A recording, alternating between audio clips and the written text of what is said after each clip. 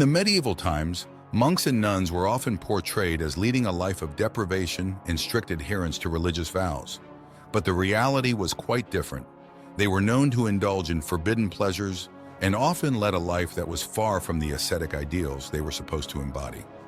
Today we will delve into the fascinating topic of the various prohibitions that were commonly broken by these religious figures during the Middle Ages.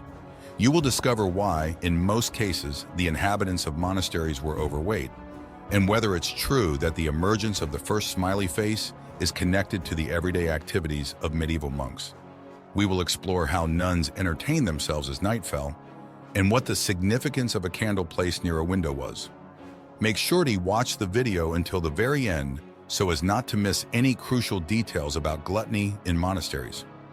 Did you know that the life of medieval monks was not as austere as it might seem at first glance? Yes, monastery dwellers initially sought to renounce worldly comforts, which is understandable. However, what was happening behind the walls of those very monasteries once again proves the opposite. The first thing to note is the fasting practices of the Middle Ages, which were instituted according to strict rules. If we compare the specifics of fasting then and now, the differences are clear. But in the Middle Ages, monks often did not limit themselves when it came to food and drink. If you've ever seen depictions of monastery servants from that era, you probably noticed one detail: their physique. There was no talk of slimness, and this was because monks often indulged to such an extent that they gained a significant amount of weight in just a few months.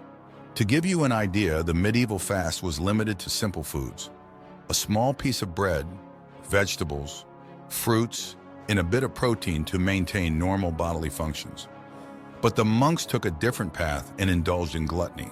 For example, the portion size of bread they consumed increased so much that it amounted to 1.5 loaves. Then in the monasteries, there was a fondness for consuming various types of baked goods. As for the variety of delicacies, this was also allowed among the monks, especially on festive and special days.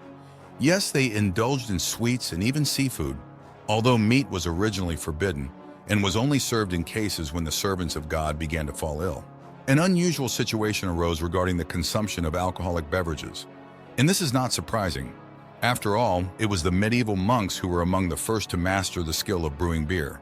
Since then, this concept has even become a common one. Meanwhile, beer played a special role in the process of conducting holy services. Moreover, it was considered a means capable of dulling hunger. Unfortunately, in this case too, the monks often did not know moderation and thus drank to excess. That is why jokes about drunkenness were common among the clergy.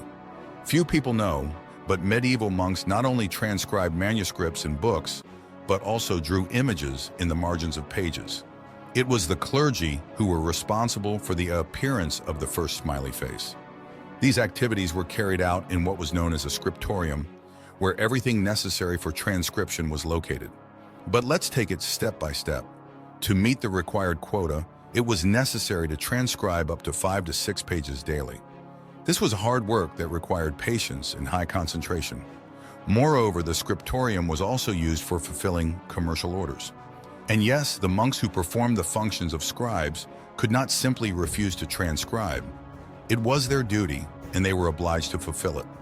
Most of the work took place during the daytime, as the scribes were afraid of fires from lamps, and even more so from lit candles. After all, it was still the Middle Ages. Finally, the great scribes broke one prohibition related to the transcription of manuscripts and books. As it has become known, this monotonous work naturally led to a deterioration of posture.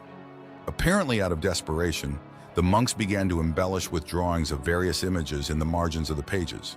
It is well known that they drew animals, snails, elephants, rabbits, and these creatures were clearly different from real animals. For example, rabbits were regularly depicted as warriors. Also, by studying the surviving sources, one can understand that the scribes in every way tried to evoke pity. They wrote about this openly, which was also not welcome during the service in monasteries. In modern realities, it is quite difficult to imagine life without smileys. They enjoy immense popularity among the youth, and you can guess that graphic images representing various emotions are used in social networks and correspondence. And now get ready to learn a truly surprising fact. It turns out that it was the medieval monks who invented the world's first smiley. At least such a version definitely exists today. The undeniable wealth in medieval monasteries is something that is hard to imagine, especially considering the vast amounts of money in places of holy service. Nevertheless, medieval monasteries were certainly not considered poor establishments, and here's why. The clergy earned by purchasing lands and managing them for several hundred years. However, such activities were also considered prohibited. This is explained by the fact that each monk initially took a vow of poverty. In other words, a person completely renounced physical ownership. But in the end, the monasteries possessed huge sums of money, which they managed themselves. Regarding the personal lives of nuns with male representatives, although young girls and adult women took a vow of celibacy, did they abide by this prohibition? Let's find out the truth. We draw your attention to the fact that the date of the introduction of the vow of chastity is considered to be the 10th century. This event occurred as a result of a church reform. Then in the second half of the 10th century, a law came out punishing those who supported and practiced homosexual relationships. But the nuns acted differently. First, with the coming of night, they lit a candle and placed it near the window. Thus, the female representatives signaled that the entrance for a male monk was open. This was hard to miss, as male and female monasteries were located opposite each other. Second, the nuns did not remove their clothing and also slept on separate beds. This practice suggested that no relationship in this case occurred. Also, one of the senior clergywomen was always present. Overall, nuns often disregarded the vow of celibacy because it was not so easy to give up the familiar comforts of life, especially for women. That's why girls and women did not hide their feelings, and from the moment twilight fell, something that might seem unreal and strange occurred. Nuns would spend time with both young and older men. It was during the medieval period that separate establishments appeared, even within monasteries, which were called Magdalene houses. The essence of these places was that women with lower social responsibility ended up there by their own initiative, hoping to change their lives. However, the Magdalene houses also checked for venereal diseases. That, my fellow history buffs, concludes today's journey into the past.